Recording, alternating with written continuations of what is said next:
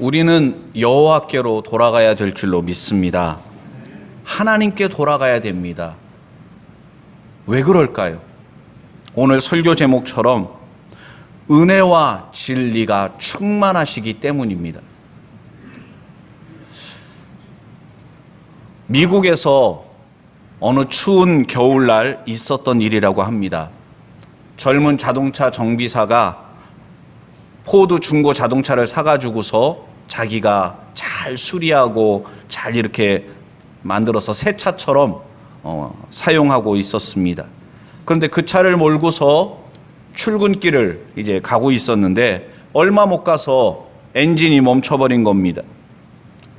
추운 날씨에 차가 멈춰버려 가지고서 그 길에서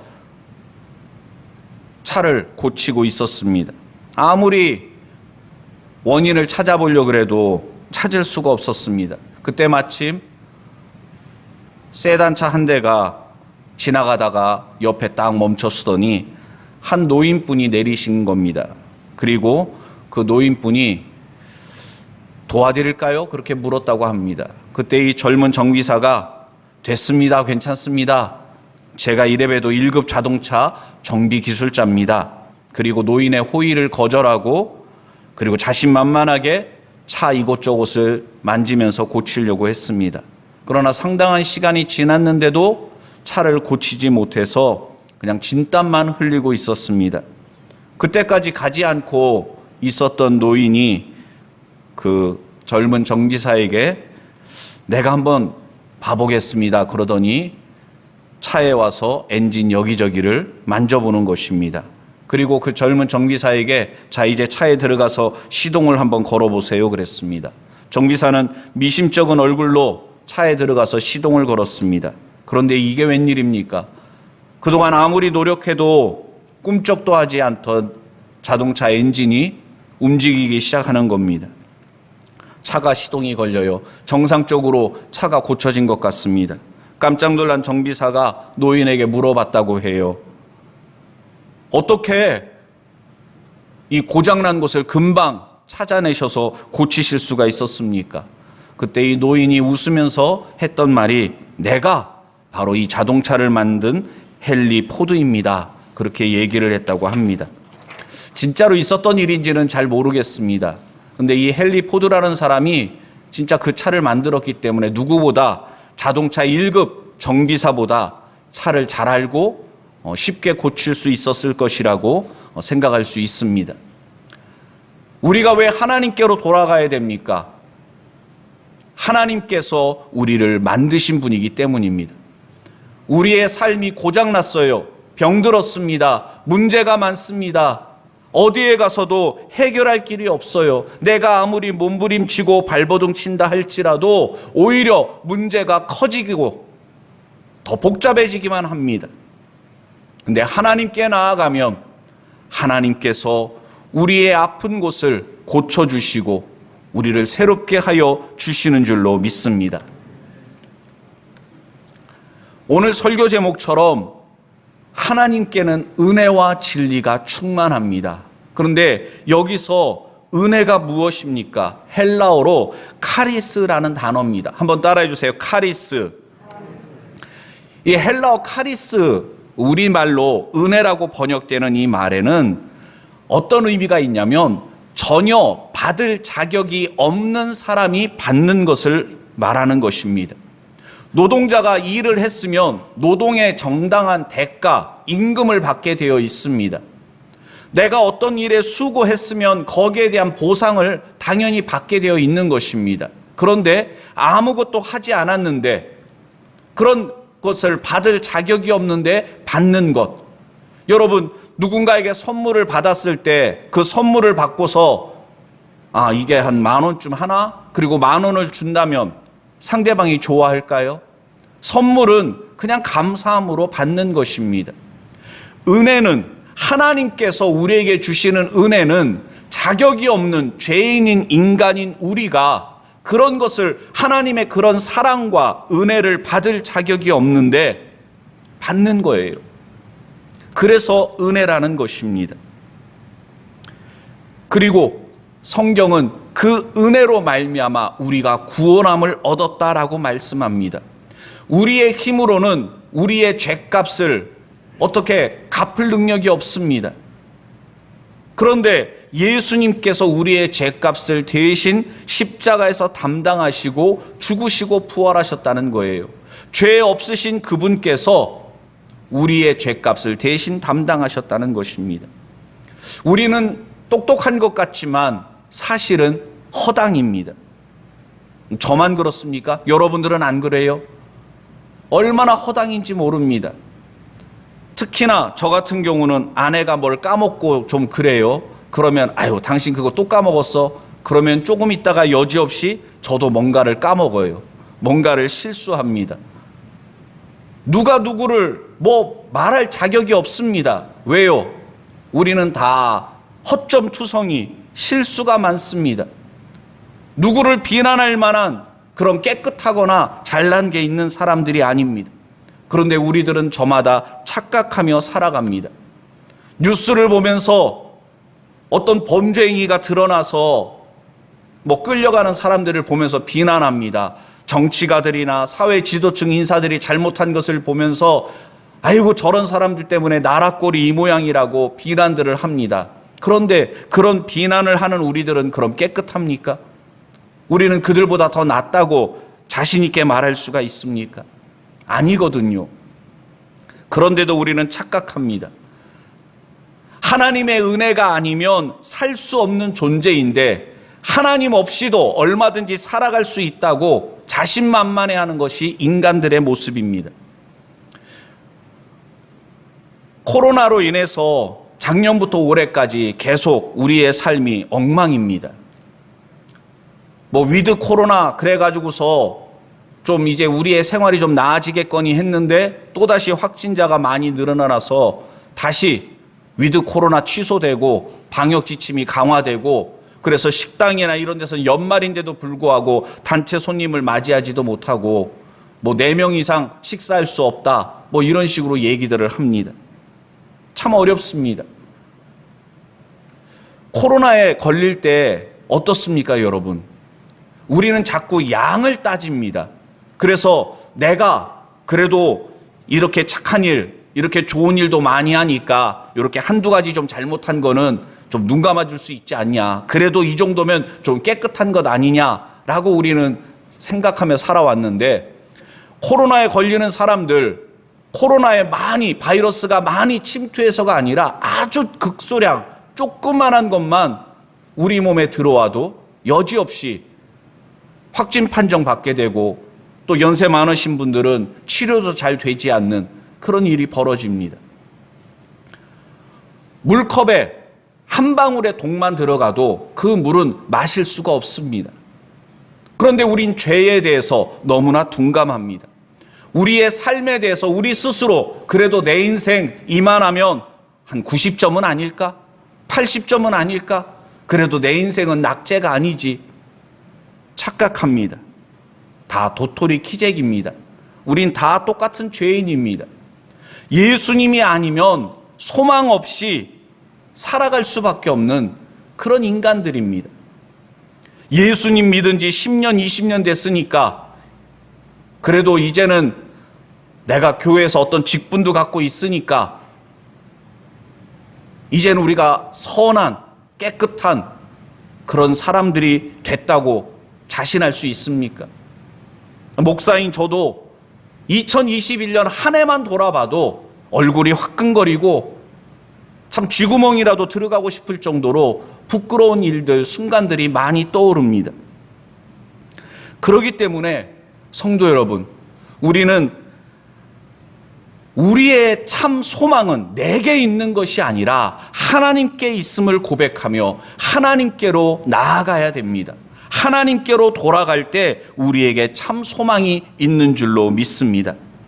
에베소서 2장 말씀에 보면 너희가 그 은혜를 인하여 믿음으로 말미암아 구원을 얻었나니 이것이 너희에게서 난 것이 아니요 하나님의 선물이라 행위에서 난 것이 아니니 이는 누구든지 자랑치 못하게 함이니라.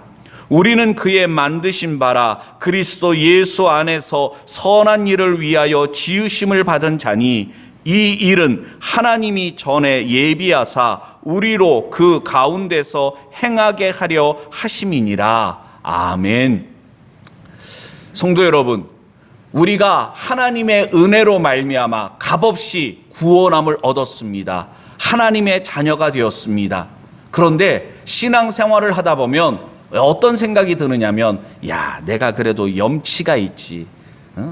야, 내가 그래도 하나님께 받은 은혜와 사랑을 생각한다면 이제는 내 힘으로 살아야 되지 않겠나? 언제까지 손 내밀면서 살아야 되나? 그러면서 우리가 무엇인가를 하려고 합니다. 성장했기 때문에, 믿음이 자랐기 때문에 그런 생각도 하는 것입니다. 누가 챙겨줘야만 겨우겨우 교회 나오는 사람은 꿈도 못 꿀 일입니다. 은혜 받고 뭔가 깨닫고 신앙이 자라면 보답하고 싶은 마음이 생깁니다. 무엇인가 주님을 기쁘시게 해드리는 삶을 살아가고자 합니다. 그런 열망, 그런 마음은 참으로 귀하고 아름답습니다. 그러나 이것이 바리새인과 서기관들처럼 지나쳐버리는 것이 문제입니다. 어떤 식입니까? 언제까지 은혜 타령만 할 거냐? 이제는 뭔가 행해야 되지 않겠냐? 맞습니다. 그래야 돼요. 그런데 그런 행함마저도 하나님의 은혜가 바탕에 깔려 있지 않으면 할 수 없는 것이 우리들이라는 것입니다. 좋은 일마저도 나쁜 일로 만드는 것이 우리 사람들입니다. 어려운 사람들을 구제하고 돕자고 사회 봉사단체를 만들고 많은 사람들이 어려운 생활 속에서도 후원금을 냅니다. 그런데 그 후원금을 받아가지고서 어려운 사람들을 돕던 사람들이 비리를 저지릅니다. 자기 주머니에 착복합니다. 떡국을 만진 손에 자꾸 뭐가 묻는 것입니다. 그것이 점점점 커져가지고서 결국에는 수습 못하고 법의 심판을 받는 일들이 얼마나 자주 일어나는지 모릅니다. 좋은 의도에서 하지만 변질됩니다. 나는 그런 의도가 아니었는데 하다 보니까 문제가 생깁니다. 왜요? 우리 자체가 죄로 물들어서 완전하지를 못하기 때문입니다. 그래서 날마다 사도 바울이 나는 죽노라, 날마다 나를 쳐서 복종시킨다, 그렇게 바울이 고백했던 것입니다. 우리가 바울보다 나은 사람들이라고 할 수 있습니까? 바울마저 그러했는데 우리도 날마다 우리 자신을 돌아보면서 하나님 앞에서 부족한 것들을 고치고자 노력하지 않으면 점점점 변질되어 가고 점점점 하나님의 말씀에서 벗어난 인생이 될 수밖에 없다는 것입니다. 어린아이가 태어납니다. 사실 생일날 부모님에게 생일 선물 달라고 하는 건 염치 없는 겁니다. 사실은. 왜요? 태어날 때 내가 뭐 노력한 게 있습니까? 엄마가 고생하고 아빠가 수고하고 그래서 태어난 거 아닙니까? 그런데 생일 안 챙겨준다고, 미역국 안 해주고 뭐 선물 안 사준다고 아직 덜 커서 그런 겁니다. 철든다는 얘기는 부모님의 은혜와 사랑이 이런 거구나, 그걸 깨닫는 것이죠. 태어날 때 부모님의 은혜와 사랑 가운데 태어났습니다. 그걸로 끝입니까? 자라가는 과정도 사실은 부모님의 돌봄과 보살핌이 있기 때문에 자녀들이 성장해 가는 것입니다. 우리가 예수 그리스도로 말미암아 거듭났습니다. 다시 태어났습니다. 하나님의 자녀가 되었습니다. 우리의 신앙이 성장하고 자라는 것도 하나님의 은혜가 아니면, 보호하심과 돌보심이 아니면 불가능하다는 것을 잊지 말아야 됩니다. 그것을 기억한다면 겸손할 수밖에 없습니다. 그것을 안다면 다른 사람들의 연약함, 부족한 모습을 봤을 때 비난할 수 없습니다. 나도 그래. 나도 부족한 사람이야. 오히려 다른 사람들의 연약한 모습, 부족한 모습을 볼 때 비난하는 것이 아니라 그를 위해 기도하게 되고 그의 부족함을 채워주려고 노력하게 되는 것입니다. 그것이 은혜를 깨달은 사람의 모습, 하나님의 은혜에 감사하며 살아가는 사람들에게 마땅히 나타나야 될 모습인 줄로 믿습니다. 요한복음은 사도 요한이 죽기 전에 이제 반모섬에 귀양 가기 전에 에베소에서 기록했던 말씀입니다. 성령의 감동함을 받아서 사도 요한은 초대교회 성도들에게 요한복음을 기록합니다. 대략 주후 85년에서 90년 사이에 에베소에서 사도 요한이 기록한 것으로 여겨지는 이 요한복음, 분명한 목적을 갖고 기록했습니다. 이 말씀을 기록한 이유가 있습니다. 내가 이제 성경을 써야 되겠다, 그렇게 해서 사도 요한이 기록한 것이 아니라 성령의 감동함을 받아서 초대교회 성도들을 향하여 꼭 해주고 싶은 당부의 말이 있었습니다. 그런데 그것이 그 당시 초대교회 성도들뿐만 아니라 모든 세상에 살아가고 있는 성도들에게 필요한 말씀이기 때문에 성경의 한 부분으로 기록되게 된 것입니다. 요한복음 20장 31절 말씀을 보면 그 기록 목적을 분명하게 나타내고 있습니다.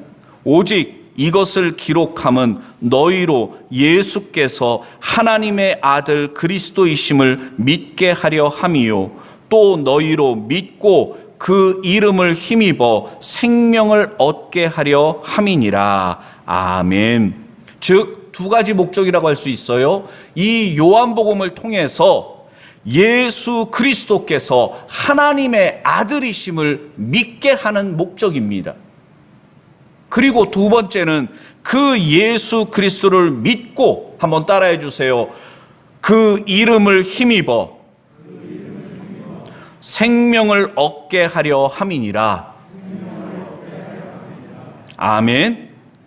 그 이름, 예수 그리스도, 그 이름에 권세가 있습니다. 능력이 있습니다. 그 이름을 힘입어서 생명을 얻게 한다. 영생을 얻을 뿐만 아니라 죽어서 천국 가서 영생 누리는 것이 아니라 이 땅에서 영생을 맛보는 것입니다. 영생을 맛보며 주 안에 살리라. 오늘도 내일도 주 함께 살리라. 할렐루야. 2021년 한 해 여러분 어떠하셨습니까?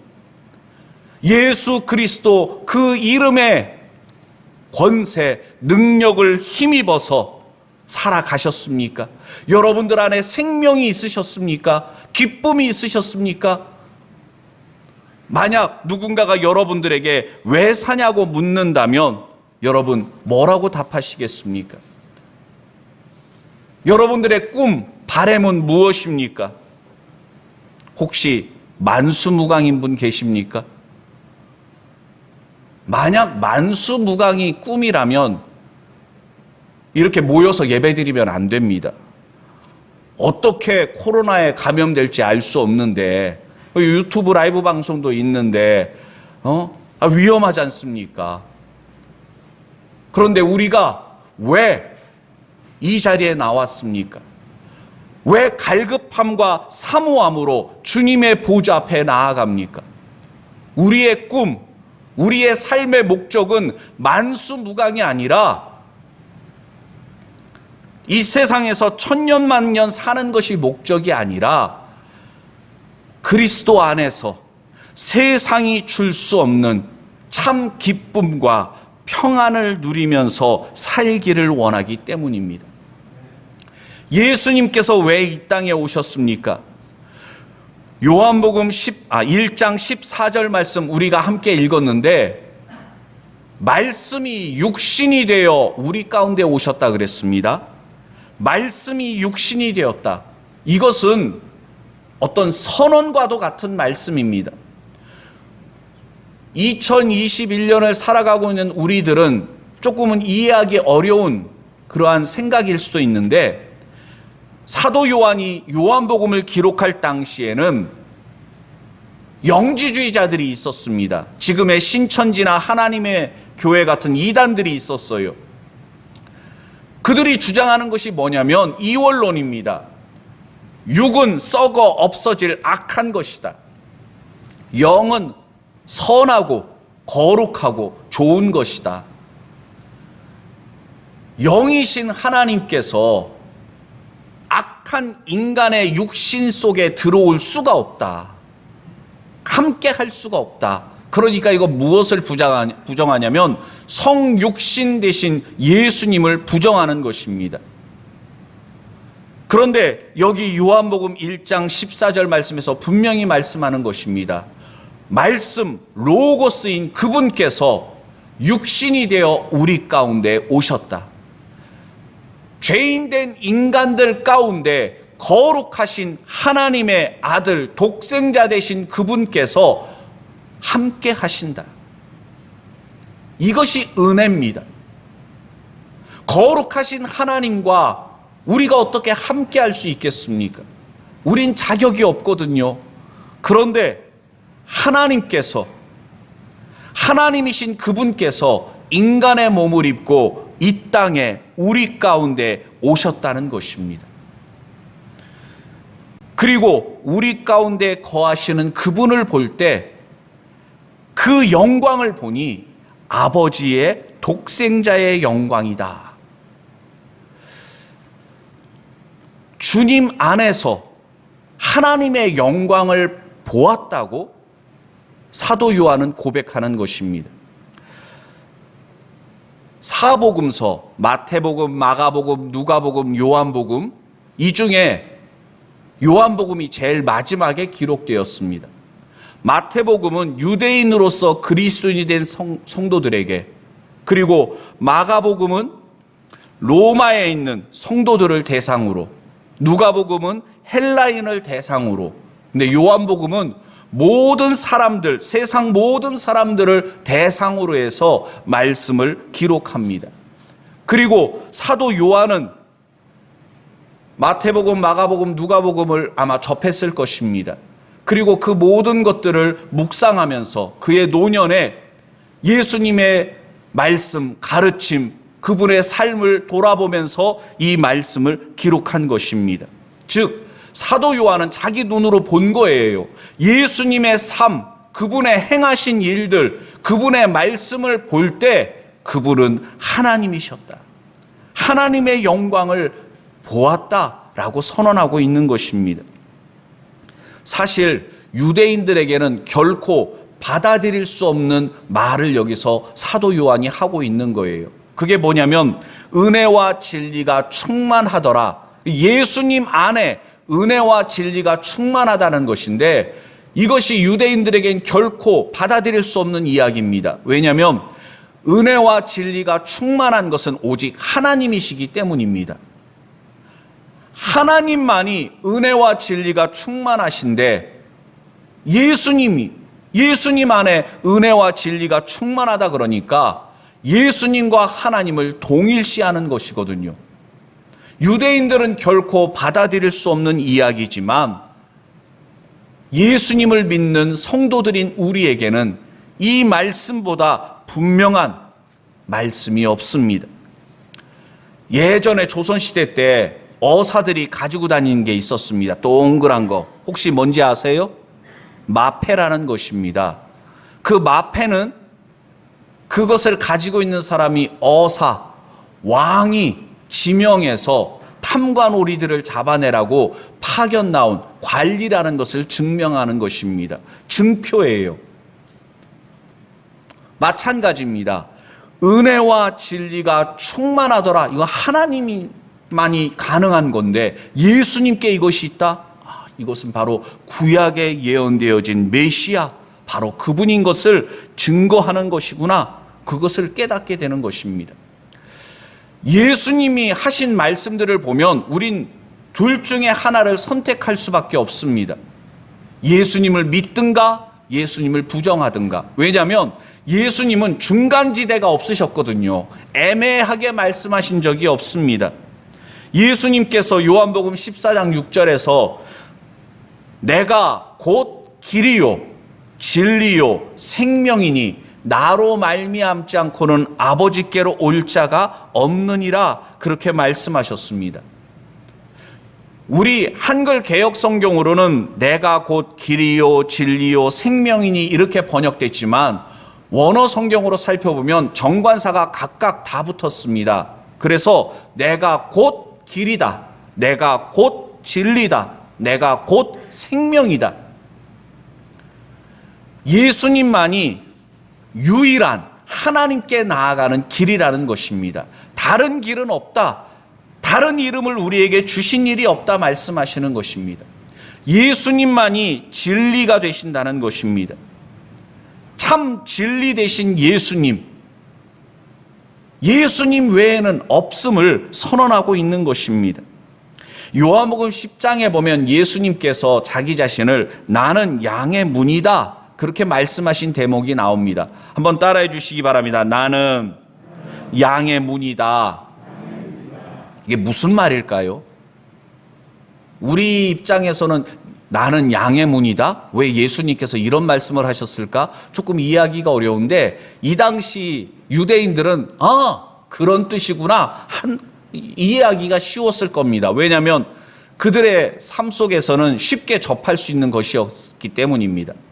유대인들은 양을 칩니다. 양을 치는데 여러 사람들의 그 양을 갖다 이렇게 목자들이 돌봅니다. 자기 양을 돌보기도 하지만 뭐 돈을 받고 남의 양을 돌봐주는 싹군 목자들도 있었습니다. 그런데 양들을 밤에 이렇게 울타리 같은데 만들어 놓고서는 그 안에 양들을 집어넣어 놓고 밤에 지키게 되는데 양들이 들어가고 나가는 문이 없어요.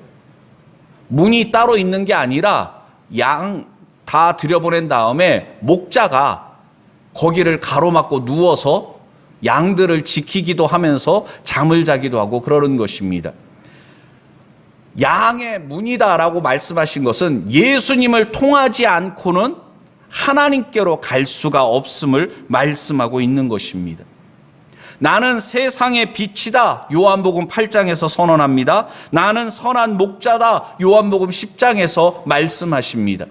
예수님은 자기 자신에 대해서 분명하게 말씀하신 겁니다. 그러니까 예수님의 말씀을 믿고 예수님을 영접하든가 예수님의 말씀을 부정하든가, 예수님의 말씀이 거짓이라면 둘 중에 하나겠죠.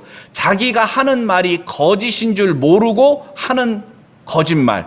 예를 들면은 정신이 좀 이상한 사람은 자기가 하는 말을 정말 믿고서 얘기하겠죠.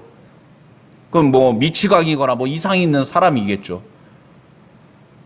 자기가 하는 말이 거짓인 줄 알면서 거짓말을 하면 그 사기꾼입니다. 예수님이 나는 양의 문이다, 나는 세상의 빛이다, 나는 선한 목자다 라고 하셨을 때 그러한 예수님에 대해서 우리가 어떤 태도를 보이고 있습니까? 세상 사람들은 귀를 막습니다. 부정합니다. 4대 성인 중에 한 분 정도로 그렇게 이야기를 합니다. 그런데 우리들은 주는 그리스도시요 살아계신 하나님의 아들이심을 고백합니다. 예수님만이 나의 구세주가 되심을 고백하는 사람들입니다.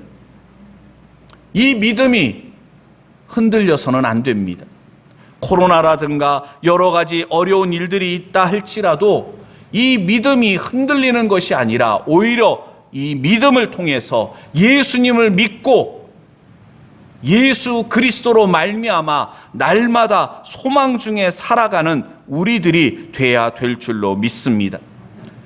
예수님을 믿는 자들에게 예수님께서 약속하신 것이 있습니다. 요한복음 14장에 보면 내가 아버지께 구하겠으니 그가 또 다른 보혜사를 너희에게 주사 영원토록 너희와 함께 있게 하시리니 저는 진리의 영이라 세상은 능히 저를 받지 못하나니 이는 저를 보지도 못하고 알지도 못함이라. 그러나 너희는 저를 아나니 저는 너희와 함께 거하시며 또 너희 속에 계시겠음이라. 아멘. 예수님을 믿고 구원함을 얻은 성도들에게 성령님을 선물로 주십니다. 보혜사 성령님께서 우리 안에 내주하십니다. 그래서 우리 안에서 성령님께서 우리를 깨닫게 하십니다. 하나님의 말씀은 지식으로 이해할 수 있는 게 아닙니다. 똑똑하다고 알 수 있는 게 아니에요. 성령님께서 깨달아 알게 하실 때 이해가 가능한 것입니다. 말씀이 믿어지는 것입니다. 그리고 우리가 어떤 것을 선택해야 될지, 어디로 가야 될지 성령님께서 우리를 인도하시고 이끄십니다. 2021년 한 해를 돌아볼 때 아쉬움이 많으셨습니까? 새로운 2021년은 성령의 인도하심을 따라 살아가는 자가 되시기를 바랍니다. 오직 하나님께만이 은혜와 진리가 충만합니다. 그런데 예수님께 은혜와 진리가 충만하다고 여기 요한복음에서 말씀하고 계십니다. 그리고 우리는 그 예수님을 영접한 사람들입니다. 우리의 마음 속에, 우리의 삶 가운데 예수님을 영접한 사람들입니다. 그렇다면 예수님과 함께 우리 안에 은혜와 진리가 넘치게 되는 줄로 믿습니다. 세상 사람들은 이해하지 못합니다. 세상 사람들은 알 수 없는 신비입니다. 그런데 우리가 예수 그리스도로 말미암아 이런 은혜를 받고 누리며 살아가는 것입니다. 새로운 한 주간, 이제 다음 주면은 2022년이 되게 됩니다. 성도 여러분, 주님과 동행하시기를 바랍니다. 주님의 인도하심을 따라 살아가시기를 바랍니다. 아무리 힘들고 어려운 일이 있다 할지라도 내 인생이 나의 것이라면 내가 책임지고 내가 해야 될 것입니다. 그런데 바울의 고백처럼 내가 그리스도와 함께 십자가에 못 박혀 죽었나니 그런즉 이제는 내가 산 것이 아니요 오직 내 안에 계신 그리스도께서 사시는 것이라면, 내 인생의 주인이 예수님이시라면 그분이 우리를 책임져 주실 것입니다. 그분이 인도해 주실 것입니다. 기도드리겠습니다. 이 시간 주신 말씀을 생각하며 우리의 삶 가운데 주님의 은혜와 사랑이 넘치게 해달라고, 그리고 새로운 2022년도 주님의 인도하심을 따라 살아가게 해달라고 다 같이 함께 기도하겠습니다.